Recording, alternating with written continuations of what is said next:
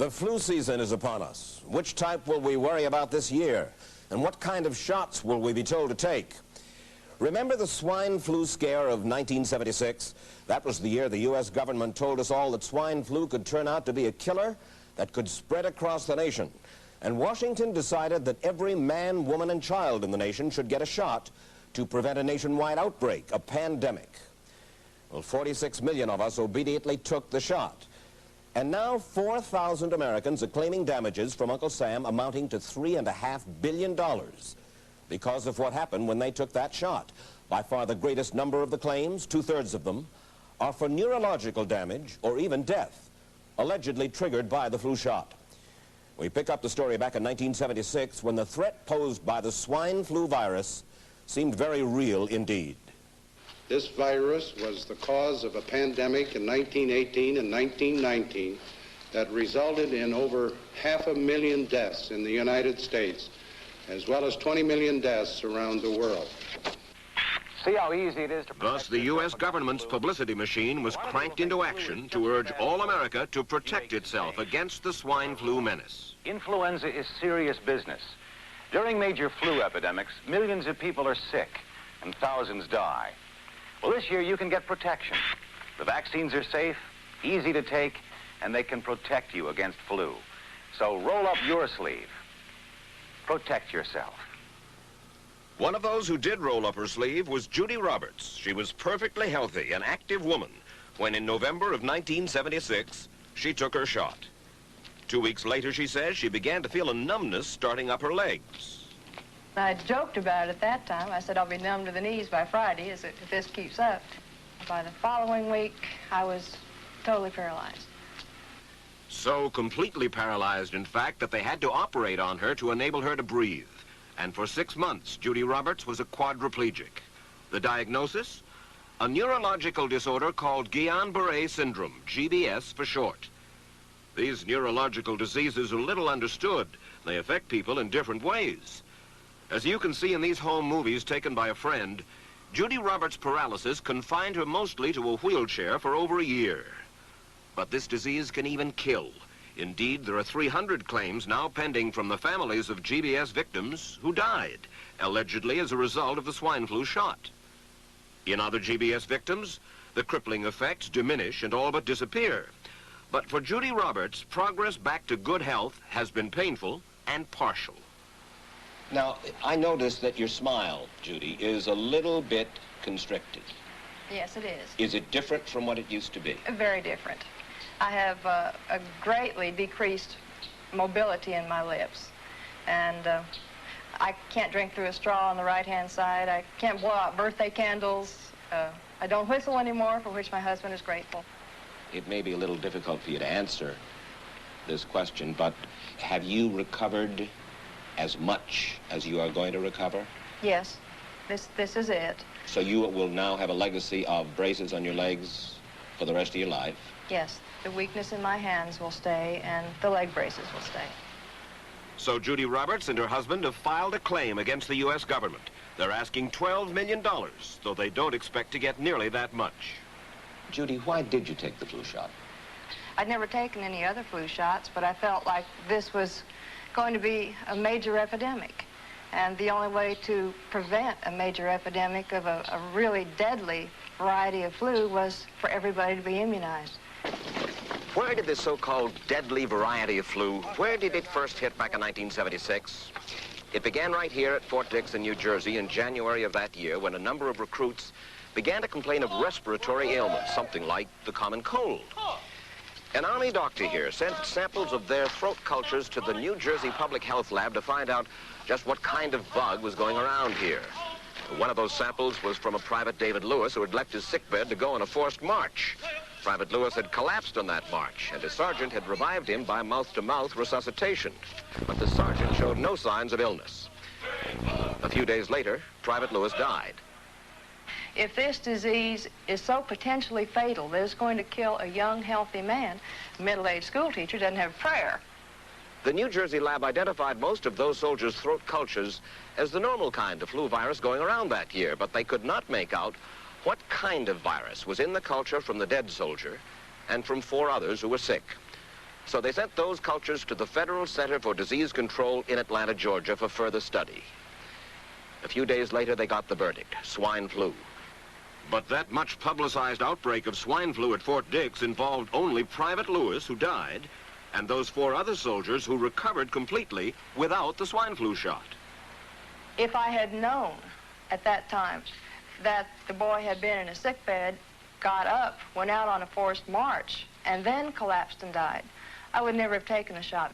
The rationale for our recommendation was not on the basis of the death of a single individual, but it was on the basis that when we do see a change in the characteristics of the influenza virus, it is a massive public health problem in this country. Dr. David Senser, then head of the CDC, the Center for Disease Control in Atlanta, is now in private industry. He devised the swine flu program, and he pushed it. You began to give flu shots to the American people in October of '76. October 1st. By that time, how many cases of swine flu around the world had been reported? There had been several reported, but none confirmed. There had been cases in Australia that were reported by the press, by the news media. There were cases in... None confirmed. Did you ever uncover any other outbreaks of swine flu anywhere in the world? No. Now, nearly everyone was to receive the shot in a public health facility where a doctor might not be present. Therefore, it was up to the CDC to come up with some kind of official consent form, giving the public all the information it needed about the swine flu shot. This form stated that the swine flu vaccine had been tested. What it didn't say was that after those tests were completed, the scientists developed another vaccine, and that was the one given to most of the 46 million who took the shot. That vaccine was called X53A. Was X53A ever field tested? I can't say. I would have to... It wasn't. I don't know. Well, I would think that you're in charge of the program. I would have to check the records. I haven't looked at this in some time. The information form, the consent form, was also supposed to warn people about any risks of serious complications following the shot. But did it? No, I had never heard of any reactions other than a sore arm, fever, this sort of thing. Judy Roberts' husband, Gene, also took the shot. Yes, I looked at that document. I signed it. Nothing on there said I was going to have a heart attack or I get Guillain-Barré, which I never heard of. What if people from the government, from the Center for Disease Control, what if they had indeed known about it? What would be your feeling? They should have told us. Did anyone ever come to you and say, you know something, fellas? There's the possibility of neurological damage if you get into a mass immunization program? No. No one ever did? No. Do you know Michael Hatwick? Yes. Mm-hmm. Dr. Michael Hatwick directed the surveillance team for the swine flu program at the CDC. His job was to find out what possible complications could arise from taking the shot and to report his findings to those in charge. Did you know ahead of time, Dr. Hatwick, that there had been case reports of neurological disorders, neurological illness, apparently associated with the injection of influenza vaccine? Absolutely. You did? Yes. How'd you know that? By review of the literature. So you told your superiors, the men in charge of the swine flu immunization program, about the possibility of neurological disorders? Absolutely. What would you say if I told you that your superiors say that you never told them about the possibility of neurological complications? That's nonsense. I can't believe that they would say that they did not know that there were neurological illnesses associated with influenza vaccination. That simply is not true. We did know that. I've said that Dr. Hatwick had never told me of his feelings on this subject. Then he's lying. I guess you would have to make that assumption. Then why does this report from your own agency, dated July 1976, list neurological complications as a possibility? I think the consensus of the scientific community was that the evidence relating neurologic disorders to influenza immunization was such that they did not feel that this association was a real one. You didn't feel it was necessary to tell the American people that information? I think that over the years we have tried to inform the American people as fully as possible. As part of informing Americans about the swine flu threat, Dr. Sensor's CDC also helped create the advertising to get the public to take the shot. Let me read to you from one of your own agency's memos planning the campaign to urge Americans to take the shot. The swine flu vaccine has been taken by many important persons, he wrote. Example, President Ford, Henry Kissinger, Elton John, Muhammad Ali, Mary Tyler Moore, Rudolph Nureyev, Walter Cronkite, Ralph Nader, Edward Kennedy, etc., etc. True? I'm not familiar with that particular piece of paper, but I do know that at least of that group, President Ford did take the vaccination. Did you talk to these people beforehand to find out if they planned to take the shot? I did not know. Did anybody? I do not know. Did you get permission to use their names in your campaign? I do not know. Mary, did you take a swine flu shot? No, I did not. Did you give them permission to use your name saying that you had or were going to? Absolutely not. Never did. Did you ask your own doctor about taking the swine flu shot? Yes, and at the time he thought it might be a good idea. But I resisted it because I was leery of having the symptoms that sometimes go with that kind of inoculation. So you didn't? No, I didn't. Have you spoken to your doctor since? Yes. And? He's delighted that I didn't take that shot. You're in charge. Somebody's in charge. This is your advertising strategy that I have a copy of here. Who's it signed by? This one is unsigned. But you'll acknowledge that it was your baby, so to speak. It could have been from the Department of Health, Education, and Welfare. It could be from CDC. I don't know. I'll be happy to take responsibility for it.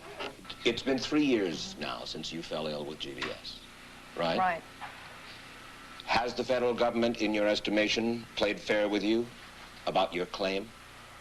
No, I don't think so. It seems to be dragging on and on and on, and really no end in sight that I can see at this point. With respect to the cases of Guillain-Barré, allegedly... Former Secretary of HEW Joseph Califano, too, was disturbed that there was no end in sight. So a year and a half ago, he promised that Uncle Sam would cut the bureaucratic red tape for victims suffering from GBS and would pay up quickly. We shouldn't hold them to an impossible or too difficult standard of proving that they were hurt. Even if we pay a few people a few $1,000s that might not have deserved it, I think justice requires that we promptly pay those people who do deserve it. Who's making the decision to be so hard-nosed about settling? Well, I assume the Justice Department is. Griffin Bell before he left? Well, the Justice Department agreed to the statement I made. It was cleared word for word with the lawyers in the Justice Department by my HEW lawyers. And that statement said, in effect? That statement said that we should pay Guillain-Barré claims without regard to whether the federal government was negligent if they resulted from the swine flu shot. I think the government knows it's wrong. If it drags out long enough, that people will just give up. Let it go. I am a little more adamant in my thoughts than my wife is, because I told Judy to take the shot. She wasn't going to take it, and she never had shots. And I'm mad with my government because they knew the facts, but they didn't release those facts because if they had released them, the people wouldn't have taken. And they can come out tomorrow and tell me there's going to be an epidemic, and they can drop off like flies next to me. I will not take another shot that my government tells me to take.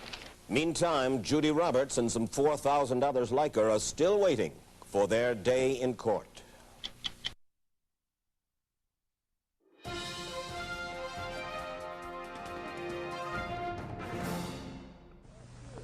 I don't need another flu shot. I had a flu shot last year. A swine flu epidemic may be coming. Swine flu shot? Well, I don't know. I've been thinking about it. It could make you very sick. Swine flu? Man, I'm too fast to let it catch me. You'll want to be protected. I'm the healthiest 55-year-old you ever seen. Hey, I play golf every weekend. Get a shot of protection. The swine flu shot. Joe brought it home from the office. He gave it to Betty and one of his kids. and to Betty's mother. But Betty's mother went back to California the next day. On her way to the airport, she gave it to a cab driver, a ticket agent, and one of the charming stewardesses. At school, Joe's kid gave it to some other kids, and Mrs. Merrill got it and gave it to her husband. In California, Betty's mother gave it to her best friend, Dottie, but Dottie had a heart condition and she died. But before she died, Dottie gave it to her girlfriend, the mailman, the paper boy, and the vet when she went to pick up her chihuahua. If a swine flu epidemic comes, this is how it could spread. You'll want to be protected, especially if you're elderly or chronically ill. Get a shot of protection, the swine flu shot.